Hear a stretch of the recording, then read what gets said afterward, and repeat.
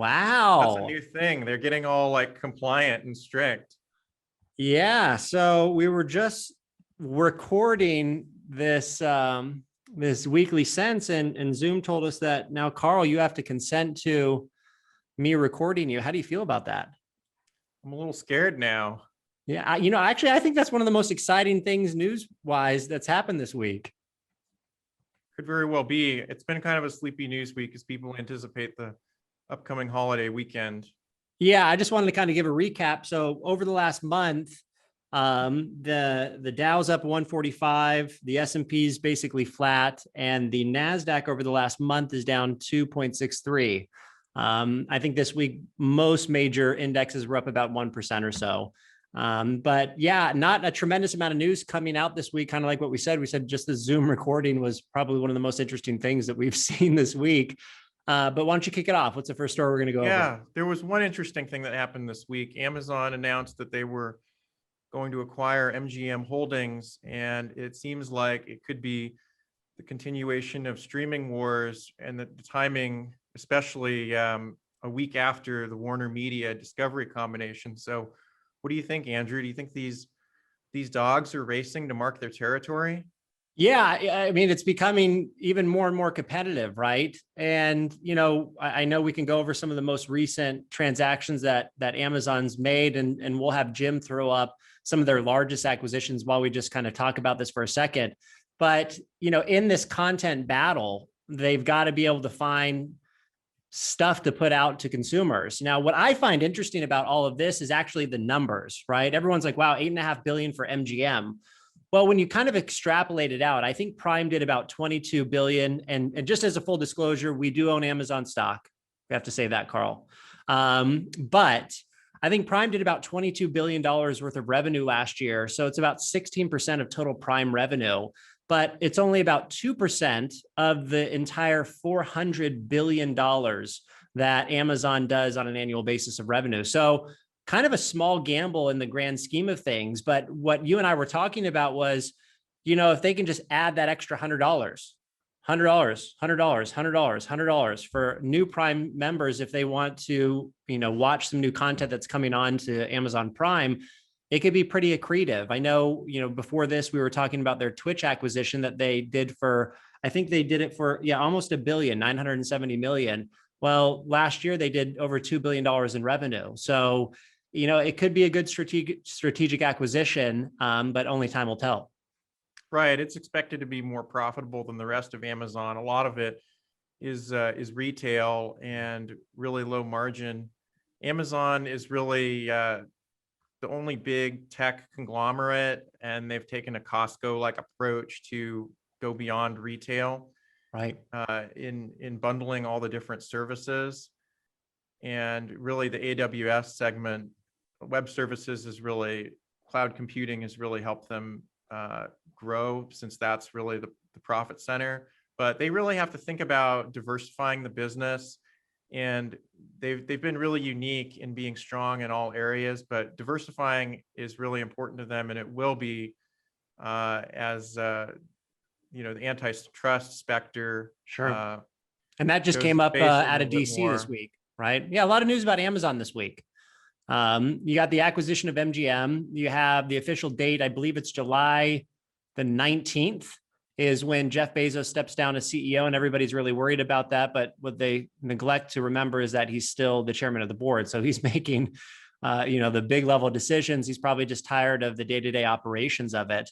And, it'll allow him to focus on some of the other ventures that he has going on right now. But no, I think it's, does MGM have the best content wallet? I know you and I talked about James Bond. I'm a huge James Bond fan. When I was growing up, I thought I was Pierce Brosnan from the GoldenEye movies. Clearly that didn't come to fruition. But I think that they can extrapolate this, and it's all about getting the ideas. So owning that studio comes with a number of writer contracts, a number of producer contracts, a number of director contracts, a number of actor contracts that now will be exclusively under that umbrella. And it's just another branch to this huge conglomerate, like you pointed out. Right. I mean, the James Bond franchise is pretty significant. If they can make more movies there and have a TV show, that could be a really significant thing. But yeah, it might also just be the last significant property that Amazon can lift its leg over. I mean, look, streaming wars really got kicked off a few years ago when Disney acquired 21st Century Fox, started Disney Plus. Everybody got nervous then. And now everyone's been forced to create more of their own content. And that's expensive. You have to do it well. They're all all the major streaming platforms are expected to spend $10 to $20 billion a year on content. Just to entertain us. It's really crazy. So, I mean, if you can lock up things out there where, something like James Bond, where they've made something like 20 movies and could easily make more, and it's a formula that a lot of people around the world like, that could be, a real easy platform for creating future content.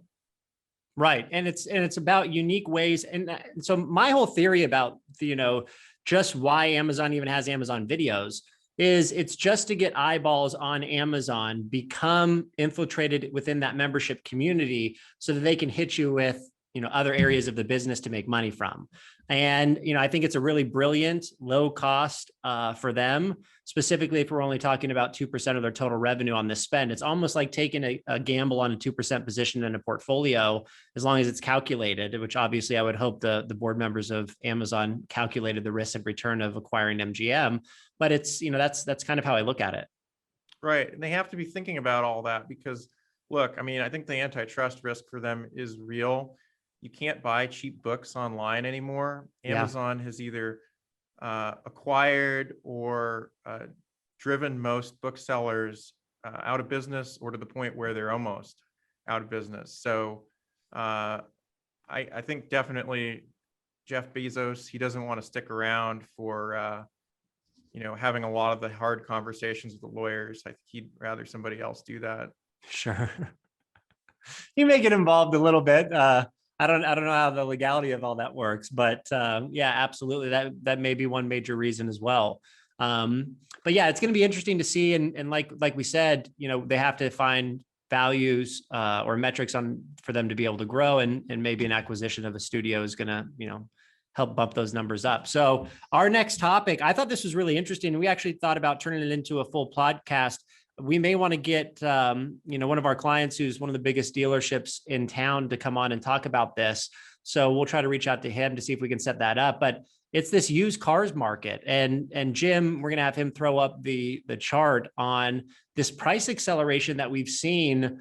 And I know we've talked about lumber. I know we talked about steel, but in the used car market, and this report just came out this week. So why don't you talk about this? Because it really does affect a lot of people.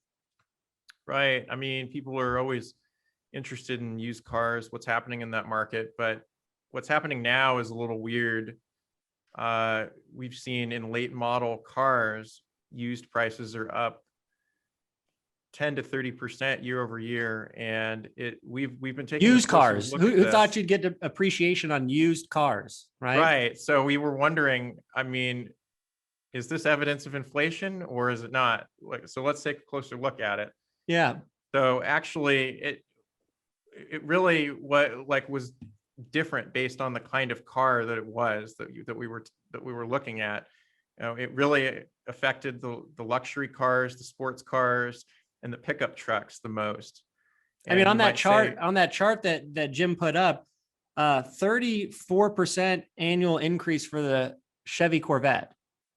I mean, right. What? Well, I think people are bored from the pandemic. They want to have some fun. Yeah. Yeah. So there's that element of the sports cars. And then there's been all this extra interest in taking vacations in a little more isolated fashion, maybe towing a trailer, maybe working on your home improvement. So that's where the extra interest in pickup trucks has come into play. Now, has the rising cost of building these cars or the chip shortage, has that, do you think, played a role in this equation from the standpoint of new car sales? It seems like it has a little bit. That's what people are saying, but we're not seeing a huge increase in the prices of new cars. So this whole thing is a little bit strange. I think it's just mostly that there's been more interest in these kinds of cars. So you're not getting the normal amount of depreciation that you would get in the first, like really 2 to 3 years Sure. that you would have a car. Like a lot of the depreciation usually happens in that first few years, but we're just not seeing that as much. But yes, there is a chip shortage, because a lot of the supply chains for goods, specifically coming out of Asia, have been disrupted, and it'll probably all normalize in the next 6 months to a year. But that's what we're seeing right now. So the pattern there, to me, just really looks like a reflection of pandemic psychology and how that's changed consumer behavior temporarily. And supply and demand, right? It doesn't look like it's evidence of any kind of persistent inflation. Yeah, it was really interesting when we saw that. We wanted to bring that up because I've never seen anything like that. Everyone says, drive off the dealership lot, there goes 15%. Well, in this case, we should have been Carfax shopping and then flipping it, right? Right. So if you happen to have one of those cars and you're thinking of getting a new one, now's the time, or a different one, you may be able to make a really good deal on your used car. But interestingly, there were some cars that didn't really go up in price much, and the Tesla Model S actually declined. But the ones that didn't go up in price much were really the ones that were tied to family formation and new kids, things like smaller SUVs, hatchbacks, minivans. Yeah, it's wild. And we had a generational dip in maybe a once in a century dip in birth rates over the last year because of the pandemic. So, okay, we wanted to do something where we would each bring a surprise question for the other person. So neither of us know exactly what we're going to say right now, but we'll be forced to answer it on the spot. We thought it'd be interesting in this kind of lackluster week for news. So Carl, I'll give you the floor first. Let's see if you can either stump me or make me look good. One of the two. Oh, well, my surprise question for you, Andrew, it was, when did your idea of having an RIA, registered investment advisor, germinate, and how will it improve the service that we offer clients? Wow. Yeah. So I think about, on any successful business, it's all about removing the friction between the client or the customer and what the end goal was. So, I've been associated with the independent model for so long. And I saw a lot of fallacies in that, where sometimes the middleman, or in this case, the broker dealer, would serve what they think that they knew was in the best interest of the client, even though they had no idea about the relationship with the client. So on top of that, what I also notice is being able to take the client experience fully in control to be able to make it as smooth as possible. So this started about, I would say about 3 or 4 years ago. It took me almost that long a time to really kind of work out the details, get in a position where we thought we would be able to serve the clients in a better position. And, we ended up ultimately making the decision, one, to remove the friction in the client relationship, but also to be able to create and tailor something that is more meaningful to the actual clients, as well as being able to put that stamp or, the Whalen Financial logo on something that we actually got to steer that ship and we had full control of. So I think it was a combination of those things, but about 3 years ago. That was a good one. That was good. I like that. All right, my turn. Thanks. My turn. So mine's not like that. My question is, Carl, as a portfolio manager, will this trend, is the Reddit and the meme stock investing here to stay? Meaning, is the newer generation of investors going to continue this trend of these huge, spikes like AMC or GameStop or Beyond Meat, even recently? Is that something that is what is going to create new investing? Is that what the new world of investing is going to look like? Is that how people are going to be shaped, because they're going to be bored by just investing in an index and they want to, get that rocket fuel instead? Or is it just a temporary blip in the long-term history of the markets? Well, it's an interesting question. It could certainly go on for a while. You don't know how long, but in financial markets, there's a time and a season for everything. everything has been seen at one time or another. And then there are environments where what you see at one time doesn't exist at all. So sometimes people like to say also things like twice a day, a broken clock is right. And Right. we're probably in one of those times right now where we have a little more speculative activity because interest rates are so low. We've had really historic stimulus, and the way that it's been done has also been kind of historic too, in that we've been really lenient with the unemployment benefits, just really giving out bigger checks than usual. We didn't even see that much in 2008 to 9. Right. So I think a lot of that is fueling it. And yeah, it could go on for a while, but we'll probably see sometime in the next few years where, a lot of the air is let out of these really speculative areas, and things will have to maybe stand on their own feet, trade more like they normally would, if once people come to their senses a little bit Sure. more. We'll see. I mean, it's an interesting time. There's different innovative stuff going on with different new business models. But if you look over a long enough period of time, I mean, companies have to trade at reasonable valuations. So I would say it's likely that we'll see an environment where things will be very different. Return to mean, yeah. From what they are now in the next. And it doesn't make it wrong, right? It doesn't make it wrong what's happening. It's not a right or wrong question. It's it's more of, is it fundamentally going to change the way people look at investing?